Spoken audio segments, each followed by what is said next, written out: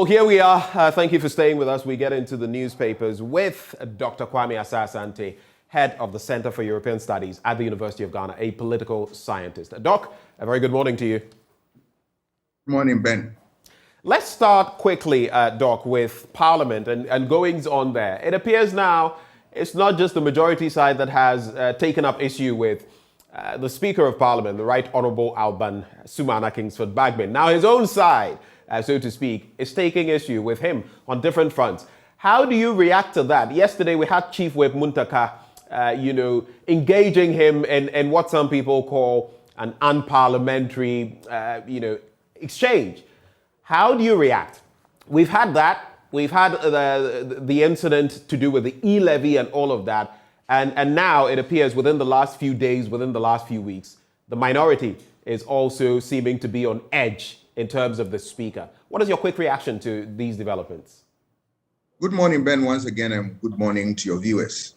For me, if everything goes on as planned by any of members of the parliament that we have today, then I think it's a fair description of what democracy want us to have. If that engagement is in line with the rules of the game and is pointing to a certain problem that they want to cure, why not? After all, the speaker can be challenged if there is evidence to do so. So I don't see it as a problem, unless, of course, there is a real problem that there's no basis for that type of banter. But if there is basis for it, why not? It deepens parliamentary practice and also ensures that the institutions become robust, and then we are able to work with those institutions. It also tells you that the speaker want to assert his authority and then want to be neutral as possible. And that is why you see sometimes one of the groups will not be very comfortable with his decision, and another time the other group will not be comfortable. For me, I don't see anything wrong with it, unless, of course, there is something that we can point to that, frowns upon the rules of the game. Apart from that, I am cool with that. All right. We also have the majority leader talking about two things. Let's start with the first one. He's been talking about the acrimonious relationship between leadership of Parliament. And he says somehow they must find a way of resolving that. How do you think they can do that? I have said it time and again that this problem needs to be cured, right? Because in Parliament, we work based on consensus. So I don't see why the two groups can be in perpetual antagonism. No. So they can do that. All the time when we have problems, the leadership, they rise up to the occasion. They will sit, talk, and iron out their differences. And for me, they will be able to move on. There have been difficult times before, and Parliament was able to weather the storm. I don't think it should be a problem for Parliament to do. They should begin to extend a hand to each group, and then they will take it from there. After all, let us remember that the two groups want to serve this country. How do you serve this country and you yourself, the whole house is divided, and that will not gel well for democracy that we want to nurture. So I think this is not out of reach of Parliament. Parliament can do that. They've done it time and again. And this one, I am sure, I have no doubt in my mind that they will be able to surmount it in no time. Maybe finally, before we get into the daily graphic, there's also this call. We're debating on it. We're discussing it in respect of our big stories today. I just want to run it by you. The majority leader, Osei Mensa Bonsu, and because this is a string of issues, concerning him, I just want us to address them. He says that former President Mahama has been conspicuously absent when it comes to 7 core events at which President Nana Addo Dankwa Akufo-Addo has been the key or keynote speaker. He is saying at all these events, former President Mahama has abstained. He has not shown face, so to speak. He's not been present, and that it is a cause for worry. But I've also heard some pundits, political pundits, talk about, for example, when President Mahama won the elections in 2012 and how supposedly former President Kufuor was prevented from even coming out of his residence to attend the event and all of that. I mean, so many things have happened. But that is what the majority leader is saying. Should that be anything that we give prime of place in terms of our national discourse? What is your take on it? Oh, I believe these are conventions, that rules of convenience that make the system work flexibly. So if for one reason or another, a leader would not be able to attend, it shouldn't be a problem. But if it becomes consistent, then people now begin to raise doubts. I believe that this is a very little issue that should be addressed, but it shouldn't be consistent. If what we are hearing is true, then President Mahama must take steps to address this. But for me, the real issue is how to get parliamentary business on, and then so that MPs will be able to deliver what is in the interest of the people. That is more critical, but I'm not sure there is a problem associated with this. If there are genuine reasons why the ex-president will not be able to attend. But let us remember that it shouldn't be consistent so that people can read meanings to this. This is one of the ephemeral issues. Let's get into the Daily Graphic newspaper. Economic recovery on course, President Akufo-Addo says so. I'm sure you listened to him, Doc, as he interacted with Peter Okwoche of the BBC recently, touting our economic progress and talking about the fact that everywhere across the globe we have had the issue. I mean, every economy has been battered in some way. But it was pointed out to him as well that some economies have fared better even within our sub-region. Having listened to the president, do you get comfort so far, looking at the signs we've seen? We've had some decrements on fuel prices, 15 pesos. Transport unions are still daring us. They say they will increase their fares. The exchange rate is not so bad. I mean, compared to hitting $8, 8 cedis to the dollar just a short while ago. It's now pegged around 7.4, 7.5 and all of that. But from what you've seen so far on the back of the economic reforms that we've brought to bear, are you feeling any positive impact yet? I must say no. I'm not yet there. But it is my hope and prayer that we get there. Let us remember that the government want to do its best to improve the economic fortunes of this country. There's no doubt about that. But all that they need to do is to double up the effort. They were hoping and praying for that the e-levy will pass. It's passed, and now I expect them to turn things around using the e-levy as they promised. That is not to say that we are not in difficult times. We are. Things are difficult, and I'm sure the president is also not oblivious of this fact. But what they have to do is that having passed the e-levy, it shouldn't give them the license to go back to the old order where there were necessary expenditure, where there were lack of prudence in some of aspect of management of the economy. That should occupy the attention, that yes, they need to stick to whatever program they put on table and then go religiously on that. If they are able to do this, they will be able to up their game.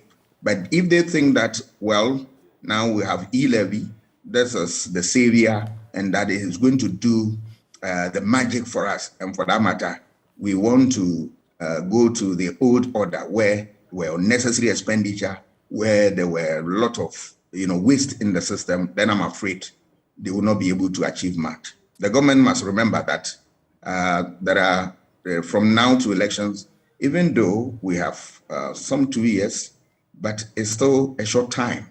And let us remember also that the economy needs to be improved, because that is one of the areas of governance that when it hits everybody.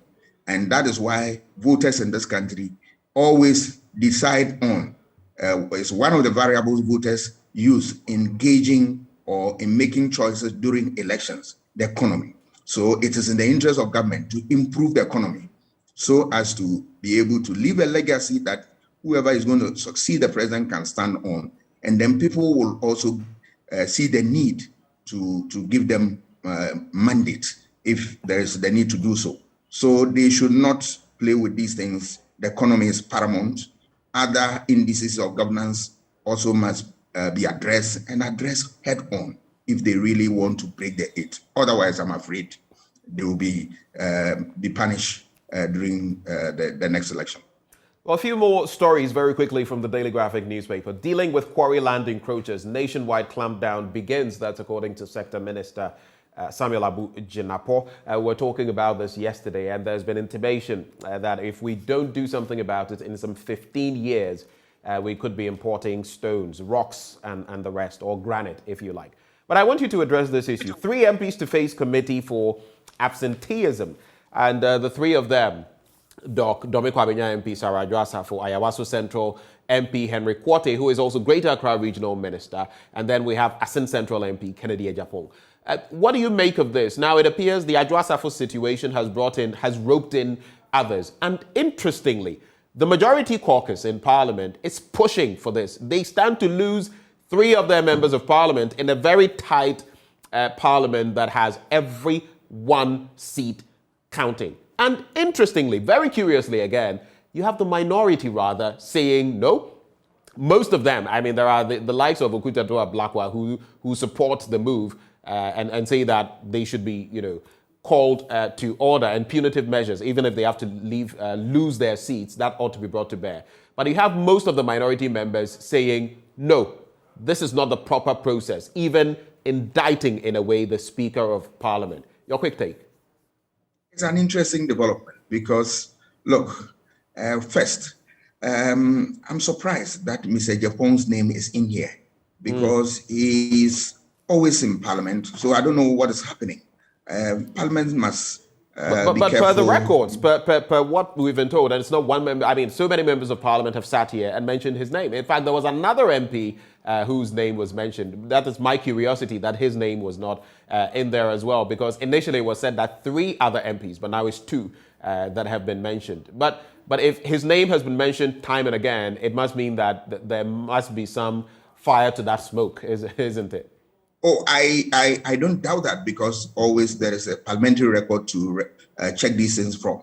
But I'm surprised because he has been taking a swipe at the Madam Adwoa that he's holding the party to ransom and all that. So I'm surprised that his name has come up. But that said, what we can say is that from where I sit, I want to believe that institutions are beginning to work in Parliament. And why am I saying that? You have people who now want to gauge the mood of any parliamentary action using the rules of the game. For me, it is a good story. We are deepening institutions, and of course, by extension, we are deepening democracy. Gone were the days where people would just criticize that, or would just play to the gallery that, this decision is going to kneel to the benefit of us, so we are not going to take critical note of things that are happening. But you see, with time, we have realized that events have begun to take a new turn, and we are getting a crop of MPs who want to do the right thing at the right time. I stand for that. My worry is that sometimes some of these things, if care is not taken and it's not handled properly, it can have a boomerang effect. But I hope and pray that Parliament, as I know it, will continue to stand for what it's in their domain, represents the major interests of our people. I want to see this thing happening more often so as to assure myself that we are in consolidating the democracy of this country, and we are making sure that at the end of the day, all of us will smile.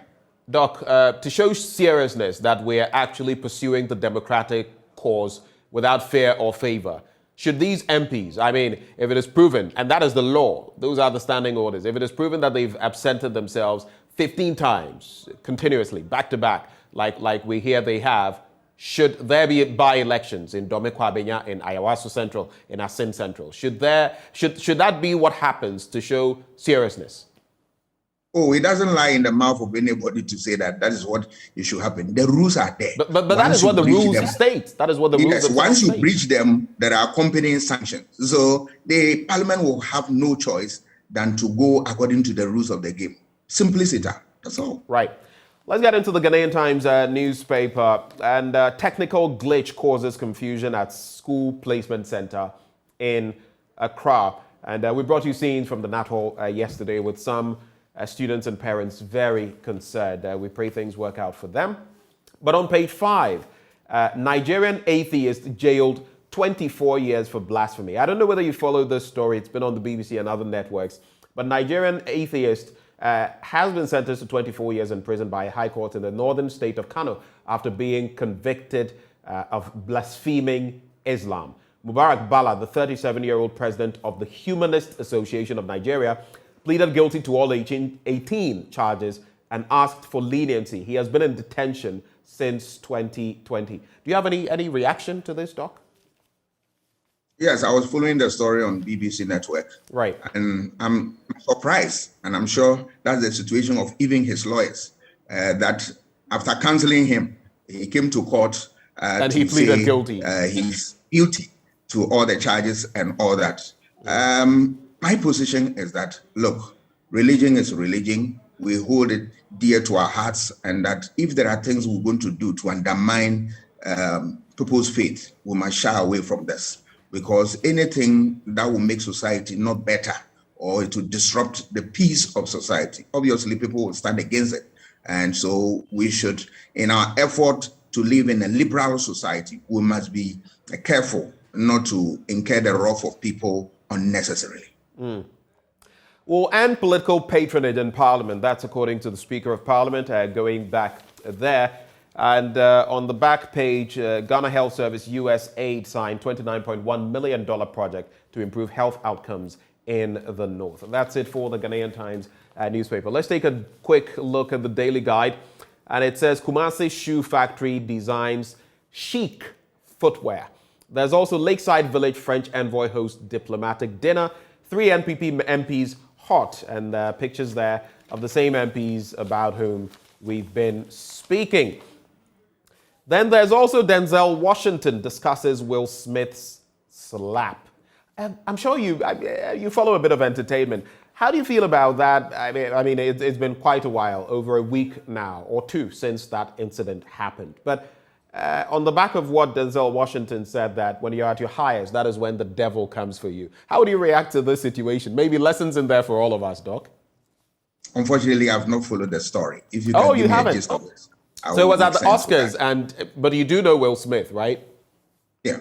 Right. So he dished out a slap to the host of the event, Chris Rock, on the back of teasing, making jokes about his wife. It wasn't so much of a huge slap, but of course it was a bit of a buffet on the cheeks of Chris Rock. And the Oscars Academy has come hard against Will Smith. Most people have joked about it. Some have, questioned what he's done. In fact, his latest movie has been taken off the streaming portal Netflix. So a lot of consequences. But we've seen, for example, here, our own parliamentarians exchange blows, so to speak, and practically nothing has happened to them.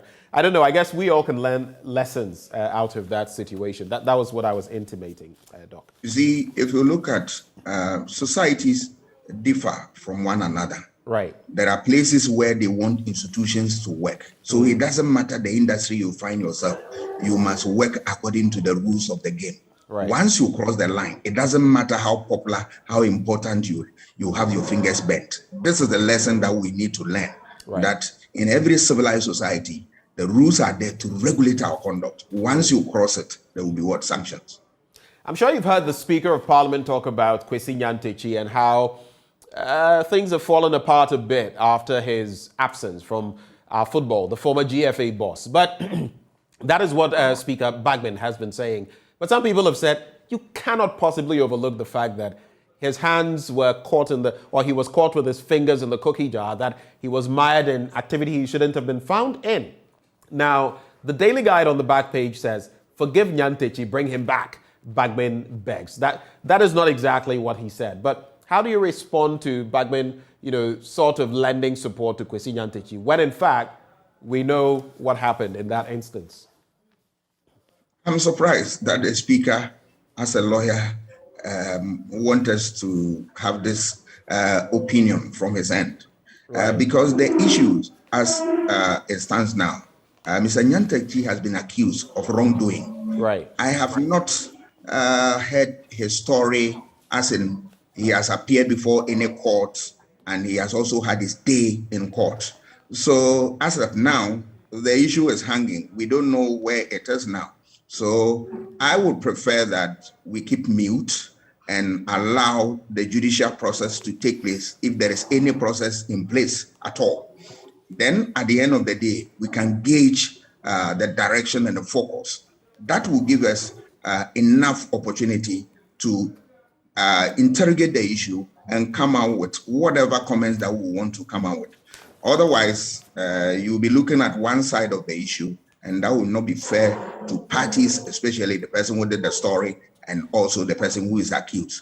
I think for now, the dust is still not settled, and I don't know where we are in terms of the legal processes. Let's look at Republic Press on page 4. No school placement for blind candidates, and days after schools have reopened for first years, some qualified visually impaired students who sat at the BECE are still waiting for the Ghana Education Service and the school placement system to give them their schools of choice. It appears to have affected a lot of those visually impaired students who are yet to be determined, whose schools are yet to be determined, because the authorities have not paid attention to their plight. But another story from Republic Press, e-levy. We're talking about taxing the industry and not the poor. That's what His Excellency the President has been saying. But in effect, if you tax the people, the poor will also be affected. Your quick take on that? I disagree with the president with respect. Which industry are we taxing? We are taxing individuals as well as the industry. So that one, the president is aware of. The poor people who use this network are going to pay the tax, whether they like it or not. So I'm surprised that the president will say that we are taxing the industry. Which industry is he talking about, Mr. President? The e-levy has, now it has been passed, and then my plea is that let us put the money to effective use so that we don't come back one day and say that, well, there were problems here and there. We should manage the resources very well, because this time around, we are struggling to have resources to run the affairs of the state. Some quick stories to wrap. The Finder, Dr. Bawumia to speak on economy tomorrow. What are your expectations, Doc? You know the former president, John Dramani Mahama, poked some jokes at the vice president now, Dr. Mahamudu Bawumia, saying that he had stopped talking about the economy and all of that, and is focusing on digitization and digitalization. The vice president is set to speak tomorrow on the economy. What would your expectations be? Yeah, to deal with what Mr. Mahama said, it is not wrong for the vice president to talk about things. They are the movers and shakers of our society now.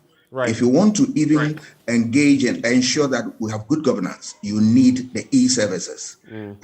Every aspect of governance is now going along the lines of what e-services. So for me, you are strengthening the frontiers. But back to the issue of the economy, I am expecting that the vice president would admit that there are difficulties and that Ghanaians are suffering now.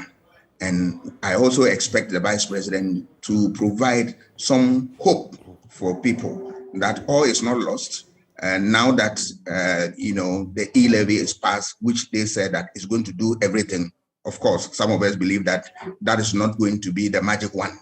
But they should also think outside the box and look for other means of financing the affairs of government. It is critical because what you expect to generate, they generate from the e-levy, they can have a reduction in that. So what other alternative do they have? That should occupy the attention of the vice president.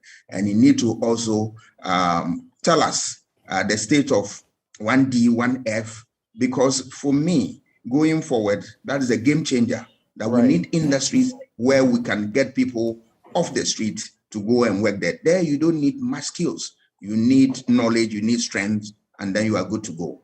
I also expect that issue of waste and corruption will be addressed head on so that we don't come back and look at it one more time.